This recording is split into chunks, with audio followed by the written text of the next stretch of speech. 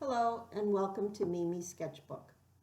Today my illustration is inspired by Paul David Tripp's devotional book New Morning Mercies, and today is July 27th. And this is my sunroom. It is just one of my happiest places to be. And it used to just be a little screened-in porch.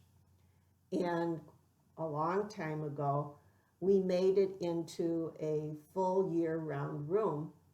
And it's got windows all the way around so I can see in all directions in my backyard.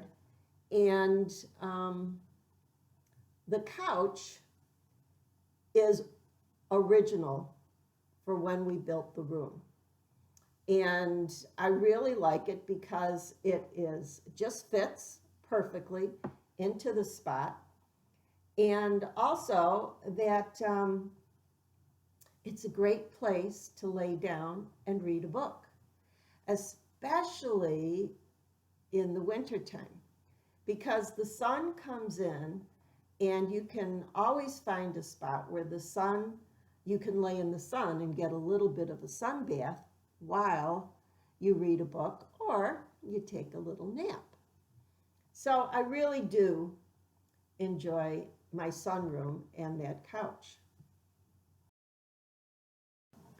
So even though the original fabric on the couch was a very light color, the sun baked on it all day long and bleached it out. And it was probably about 15 years ago, I knew it looked so bad, I had to either buy a new couch or make a slipcover for it. But being a single mom and a teacher in a private Christian school, there just was no money for a new couch. So I started to figure out how to make a slipcover.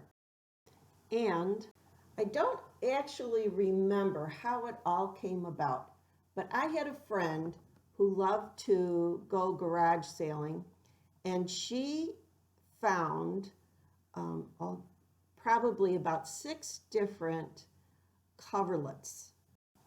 They were all different shades of off-white and had different patterns woven into them.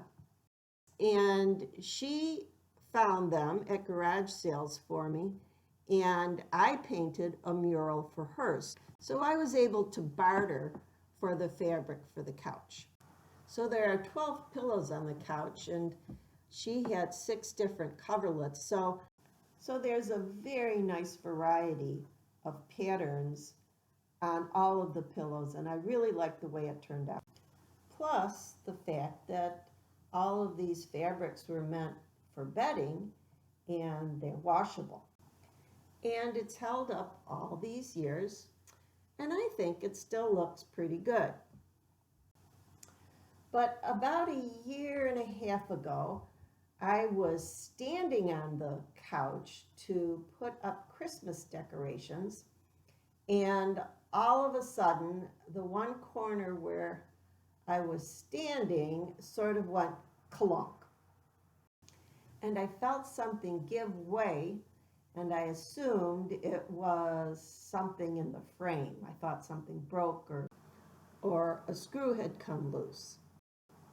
Well, as I said, it was Christmas, and I did not want to get into a project of turning the couch over and figuring out how to repair that frame just then. So I put it off and put it off, and you know how that is. If it's not something really urgent, it's easy to put things off. And sometimes I live in denial and hope that if I don't acknowledge a problem, it might just go away on its own.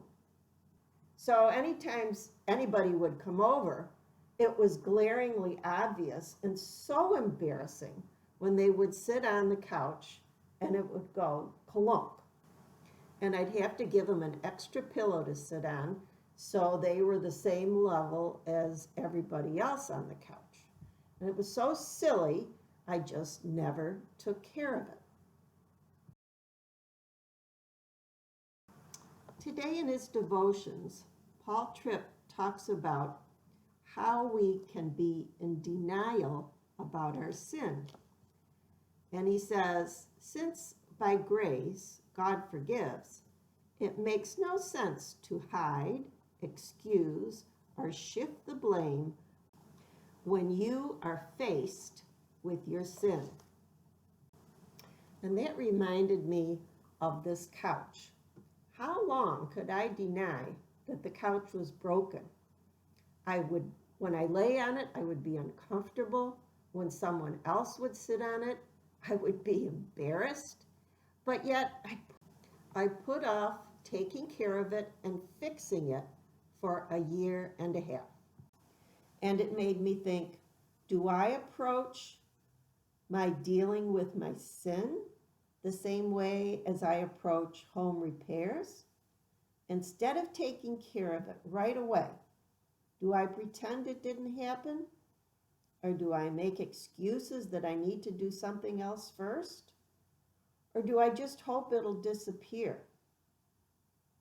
Unfortunately, the answer is yes. It would have been so much better to fix that broken frame on the couch right away, rather than keep putting it off and trying to ignore its brokenness. And that's how it'll be with my sin. I will remain broken until I take it to the Lord, who is the only one who can fix it and make me whole. So I have to tell you, my daughter came home a couple of weeks ago, and she is always up for a project. So we were able to flip over the couch and figure out what was wrong and how to fix it, and to do some much needed cleaning. So thank you for joining me at Mimi's Sketchbook. I hope this was an encouragement to you, and God bless.